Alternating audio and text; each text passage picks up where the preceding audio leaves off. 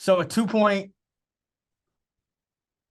underdog becomes an 8-point underdog, for example, and an 8-point favorite would become a 2-point favorite with a 6-point teaser. Stuck has a lot of great content out there about how to approach teasers, what key numbers you're looking to tease through. So Google Stucky teasers, and you can find all of that. But where are you going for your teaser this week? Yeah, I'm going to switch it up. I'm going to have the same one as you. Originally, I was going to go with the Steelers, but Mason Rudolph is scaring me. I still might tease them maybe smaller with the Seahawks if I get involved in that game. But I'm going to go with the Bills down to -1.5 and the Ravens up to +8.5. And I'm number one, the Ravens, like the total's 37 and the Bills total is 42. Lower totals, you're teasing through the 7-3, which is what you want to do. The Dolphins are a mess on offense right now, and we know that their secondary is very poor. The Bills have historically, over the past couple of years, just absolutely dominated this Dolphins team. And they did earlier this year. And again, they lost due to cramps. They outgained them by like 250 yards. It was just a really fluky game. I'm sure the Bills have been waiting for this. The Dolphins also, you'll talk about conditions.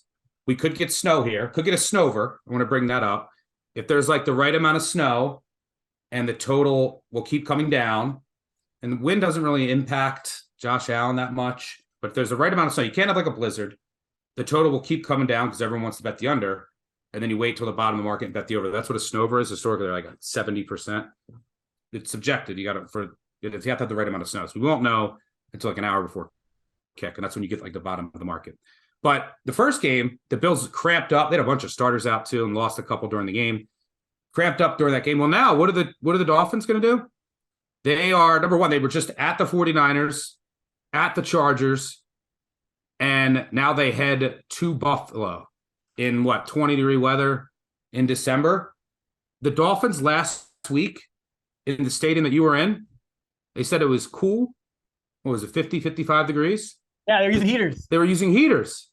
What are they? I mean, now you're going to Buffalo for your third straight. This is a brutal spot for Miami. And look, teams are now just taking away the middle of the field against Tua. They're just playing more press man and then with inside leverage, and they're dropping their linebackers back. Bill's one of the best coached teams in the NFL. Dolphins now, on like a short week, third straight road game? How much are they going to be able to fix? Teams are trying to make Tua throw to the sidelines, and he can't do it. So McDaniel's going to have to get in the lab and come up with something. I don't necessarily think it's this week. And now that you're going to throw wins in there for Tua, I don't think it's going to end well for the Dolphins, whose secondary is still really poor. Allen should get his. Bills get their revenge here. And the Ravens should keep this close. Stefanski, who's been awful, by the way, is a favorite and within the division. Ravens are healthier in the backfield. We saw Huntley in a game I was at last year take the Ravens all the way back against the Browns. And you're getting 8.5 here with the Ravens. Much better special teams, better coach team. And that defense is trending up. They've been number one against the run since adding Roquan Smith. And Deshaun Watson still doesn't look great. They've only scored 16 offensive points in 2 games since he's returned. Still think there's going to be some rust. Like this is like his third preseason game to me. I think the Ravens will keep this close.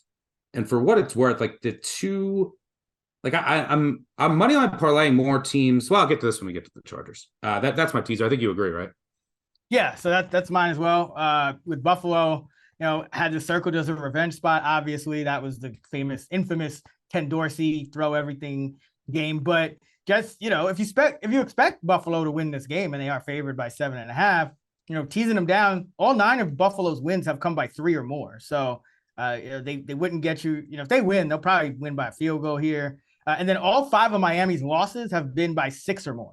So when Miami loses, it's usually, trends more toward the blowout than, like a one-score kind of very close game at the end. And then the Ravens, the same way.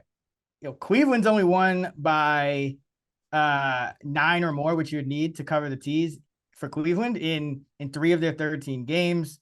because they don't have any wins, obviously. But Baltimore, all 4 of their losses have been by 4 points or less. So, I think even with Huntley, I think they'll be all right. This run game is it's getting back into shape. And remember, I think we talked about this last week. Huntley, every one of his career games has been close. I think he's like 2-3 in his starts. Obviously left last week, but the losses are like by 1-1-3 or something like that. So Baltimore just tends to play these close games. Harbaugh is 33-22, 60% as a road dog in his career. And in the division, week 10 on, 13-2-2, 87%.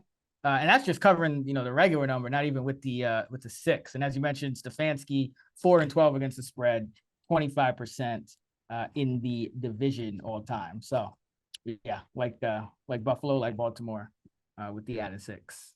Yeah, I think Ravens will be able to run the ball here against, and they'll use their tight ends, which is what Huntley did to come back against the Browns last week. The Browns really weak at linebacker. And I know the Ravens have lost some pieces for the year in IR. They've had some of the worst injury luck in the NFL, and Lamar Jackson is out right now.